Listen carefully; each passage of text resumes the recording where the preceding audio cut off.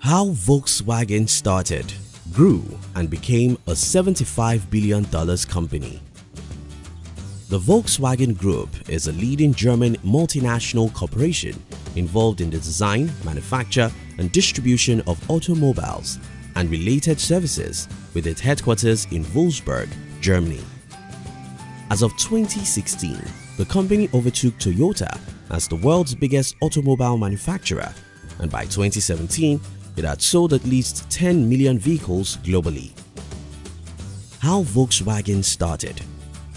The Volkswagen Group began as the limited liability company for the preparation of the German people's car, or Gesuve for short, and was founded on May 28, 1937 by the German Labour Front, a Nazi organization with the sole purpose of mass-producing the Volkswagen car, also known as the Volkswagen Beetle, which was designed by Ferdinand Porsche's consulting firm, with the backing and support of Adolf Hitler. Hitler also named the car the Kraft durch Freude (KDF) or Strength Through Joy car, and he ensured that there was widespread marketing of the car and conveyed to the German citizens the impression that owning the KDF car was a thing of great pride. And since the car was low priced, they were to see that the National Socialist government was also providing for their needs. 1 year later, in September 1938, the Gesuve name was changed to Volkswagen Werk GmbH, or the Volkswagen Factory Limited Liability Company. Volkswagen Werk GmbH had a factory built near Vollersleben, but before the mass production could start, World War II began in 1939, and the factory was then used for the production of military equipment such as the V-1 flying bomb and the automobiles, whose designs were based on the Volkswagen Beetle, such as the military Kupplwagen, also known as the Porsche Type 82, and the Schwimmwagen, also known as the Type 166. Because of its contributions to the ongoing war, the plant became a big target for Allied bombers, and so by the time the war was over, the plant had been destroyed. As the war ended, Volkswagen GmbH's sales dropped drastically, partly due to the ruined factory and partly due to the fact that Hitler's marketing crusade focused on the Nazi ideals that at this point the German citizens were trying to move away from.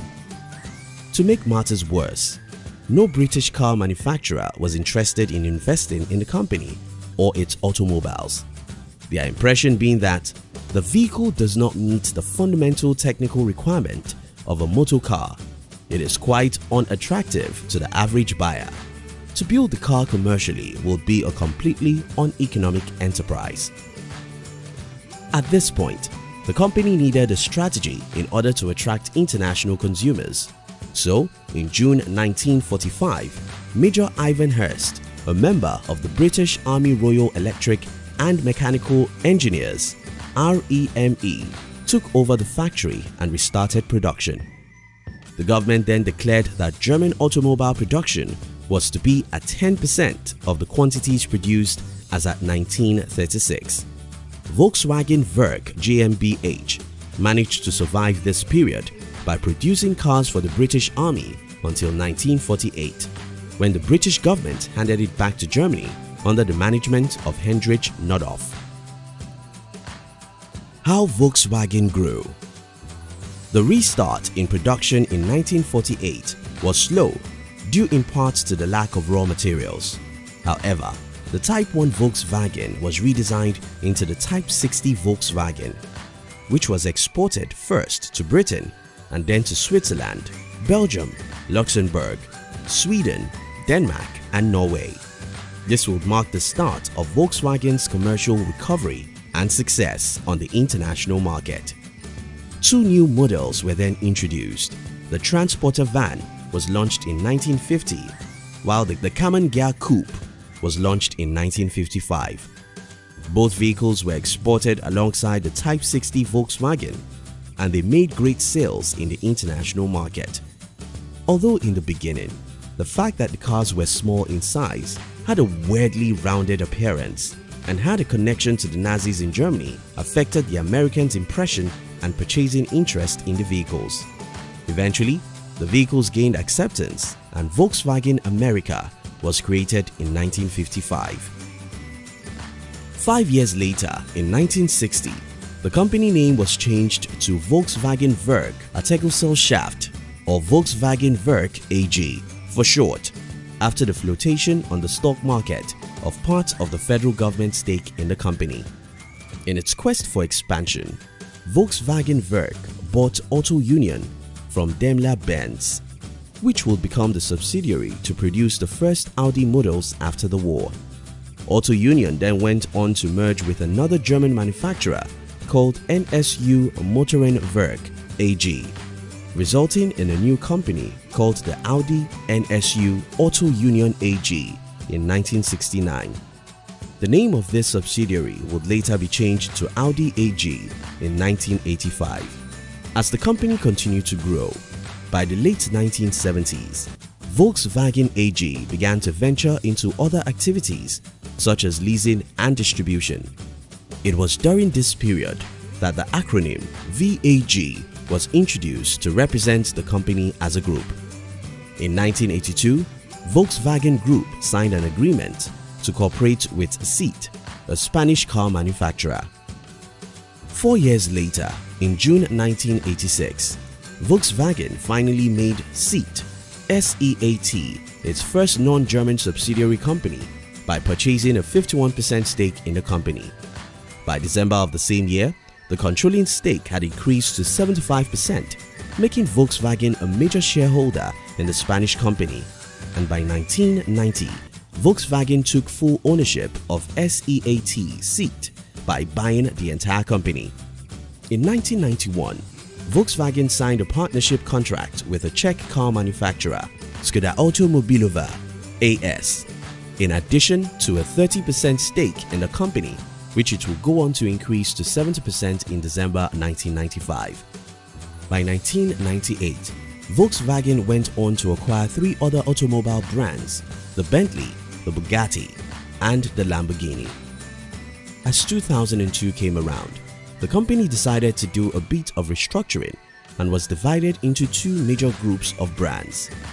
The Volkswagen brand, which will cover the classic vehicles such as the Volkswagen Bentley, Bugatti, and Skoda brands, and the Audi brand, which would cover the automobiles in the sporty category like the Audi, Seat, and Lamborghini. Volkswagen made the decision to integrate the Porsche AG company into its own group of companies. So in December 2009, it bought stakes of 49.9% in Porsche AG.